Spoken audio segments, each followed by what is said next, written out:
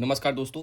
अगर आप UPSC, UPPCS या किसी अदर स्टेट पीसीएस की तैयारी कर रहे हैं और आपको नहीं मालूम है कि एक अच्छा उत्तर कैसे लिखते हैं, तो आपका सिलेक्शन होना लगभग नामुमकिन है। और आज की इस वीडियो में हम यही जानेंगे कि एक अच्छा उत्तर कैसे लिखा जाता है और किसी भी प्रश्न के उत्तर लिखते समय आपको किन-किन बातों का ध्यान रखना चाहिए। एक अच्छा उत्तर लिखने के लिए 5 मेजर चीज़ों पर ध्यान देना बहुत ज़रूरी है। पहला चीज़ है उसमें से विस्तार, विस्तार या परिधि। किसी भी क्वेश्चन में जो पूछा गया है उसका विस्तार क्या है और उसकी परिधि क्या है, इस बात पर बहुत ज़्यादा ध्यान देना चाहिए। और दूसरा चीज़ जो आता है, अभी इसके अंदर जो चीज़ें हैं, उस पर हम लोग बात करेंगे। पहले मेजर-मेजर चीज़ें देख लेते हैं कि क्या-क्या चीज़ें इम्पोर्टेंट होती हैं। दूसरे नंबर पर आता है अनुपात। अनुपात या अनुपात संतुलन। किसी भी क्वेश्चन में अनुपात संतुलन बहुत इम्पोर्टेंट होता है। और तीसरे चीज़ के बारे में हम बात करेंगे, तो तीसरा होता है प्रामाणिकता। किसी भी राइटिंग में प्रामाणिकता बहुत इंपॉर्टेंट होता है। और जब आप किसी भी चीज़ का प्रमाण दे देते हैं तो आंसर राइटिंग की खूबसूरती बढ़ जाती है और जो एग्जामिनर है उसे आप बहुत हद तक प्रभावित कर लेते हैं। और चौथा चीज़ होता है भाषा। भाषा का प्रवाह कैसा है ये भी मालूम होना चाहिए और लैंग्वेज ज़्यादातर सरल ही होना चाहिए, बहुत ज़्यादा टफ ना हो, ऐसा ना हो कि कोई पढ़ ही ना पाए। और पांचवा चीज़ जो ज़्यादा इंपॉर्टेंट होता है, प्रस्तुतिकरण।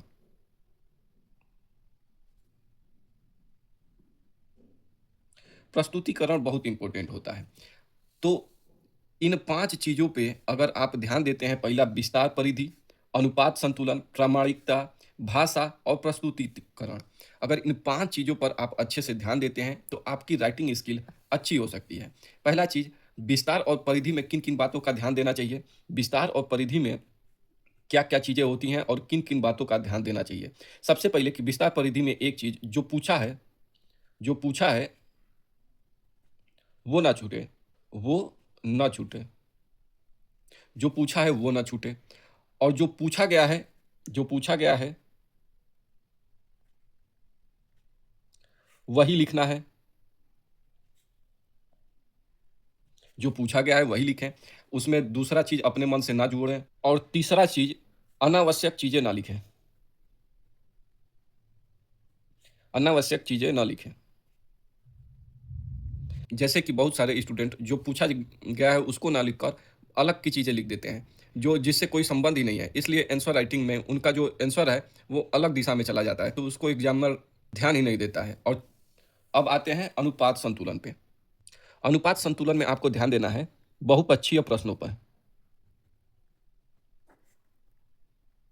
जब कोई प्रश्न बहुपक्षीय होता है जिसमें 3-4 पक्ष पूछ लेता है, कभी-कभी 5 पक्ष पूछ लेता है, तो वैसे प्रश्नों में आपको ये ध्यान देना है कि जो चीज़ें पूछा है, उसकी मात्रा के अनुसार लिखें, मात्रा के अनुसार। और अगर राय लिख रहे हैं तो आपको और नकारात्मक सकारात्मक और नकारात्मक का संतुलन आपको बनाकर चलना है। ये बहुपक्षीय प्रश्नों के लिए बहुत इंपॉर्टेंट चीज़ है। अगर आप सकारात्मक के लिए और नकारात्मक में के बीच में अगर आप संतुलन बनाकर नहीं लिखते हैं, तो आपके राइटिंग स्किल में कुछ खास प्रभाव नहीं पड़ेगा। और अपने तीसरे चीज़ पर आ जाते हैं, प्रामाणिकता। जब किसी भी चीज़ के लिए प्रमाण आप देते हैं, अगर किसी भी क्वेश्चन के उत्तर में अगर आप प्रमाण देते हैं, तो आपके उत्तर की प्रामाणिकता बढ़ जाती है। जैसे कि आप किसी भी चीज़ में एक्ट लिख दें और सेक्शन का ज़िक्र कर दें, तो बता दें कि आप सेक्शन में जैसे कॉन्स्टिट्यूशन के सेक्शन इतने में ये बोला गया है, तो आपके उत्तर की प्रामाणिकता बढ़ जाती है और आप एग्ज़ामिनर जो कॉपी चेक कर रहा है, उसके ऊपर प्रभाव डाल सकते हैं। मैप बना दीजिए, मैप बना सकते हैं, कोटेशन डाल सकते हैं कोटेशन डाल सकते हैं, पुस्तक के बारे में बता सकते हैं कि इस पुस्तक में ये कोटेशन है। तो ये अगर आप डालते हैं तो आपके उत्तर की प्रामाणिकता बढ़ जाती है, जिससे आपका आंसर और अच्छा हो सकता है। चौथे चीज़ में है भाषा। भाषा बहुत ज़्यादा इम्पोर्टेंट होता है कि अगर आप भाषा लिख रहे हैं तो उसका प्रवाह कैसा है? उसका प्रवाह कैसा है? अच्छे प्रवाह से लिख रहे हैं या नहीं लिख रहे हैं? आपके लिखावट की शुद्धता कैसी है?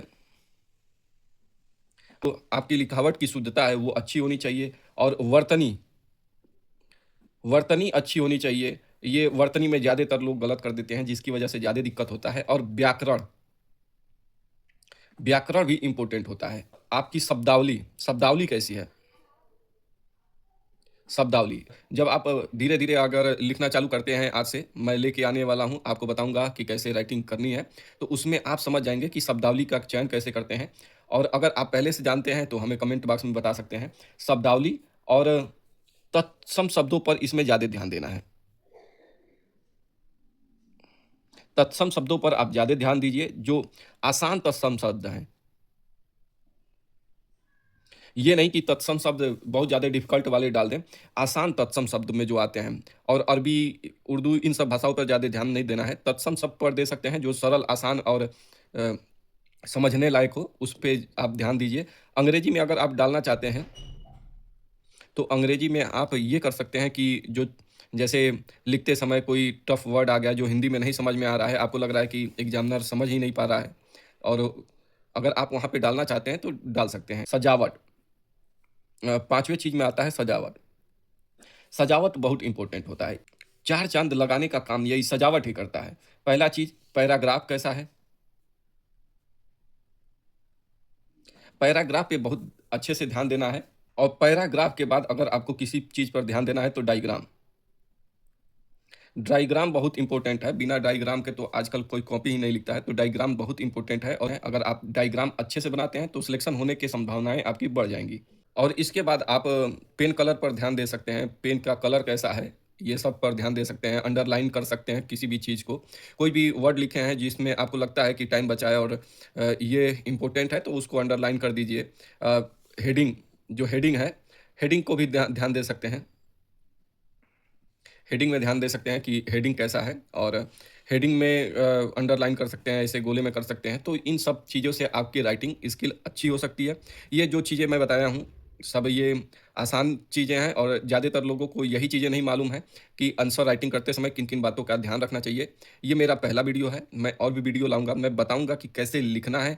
बहुत सारे ऐसे स्टूडेंट हैं जिनको यही नहीं मालूम होता है कि आंसर लिखते समय शुरुआत कैसे करें। तो वो लोग मेरे साथ जुड़ें और देखें कि कुछ दिनों बाद उनके अंदर खुद ये बदलाव आ जाएगा। वो ये भी जान जाएँगे कि कैसे किसी उत्तर के लेखन की शुरुआत करते हैं, और कैसे किस तरीके से हम अपने आंसर को प्रस्तुत करें। तो उनको धीरे-धीरे सारी चीज़ें आ जाएँगी। पहले आसान चीज़ें समझाऊँगा मैं, धीरे-धीरे एनसीईआरटी के क्वेश्चंस पहले मैं कराऊँगा, फिर उसके बाद से जो नए क्वेश्चंस हैं उनके बारे में बात करेंगे, और फिर प्रीवियस ईयर देखेंगे, और ऐसे धीरे-धीरे हमें एक अच्छा उत्तर लिखने का तरीका मालूम चल जाएगा, और कैसे अच्छा उत्तर लिखना है, ये हमें मालूम चल जाएगा। तो आज ही हमसे जुड़ें और हमारे चैनल को सब्सक्राइब कर लें और बेल आइकन को ऑन कर लें, ताकि हमारा वीडियो पहले आपके पास पहुँचे। जय हिंद।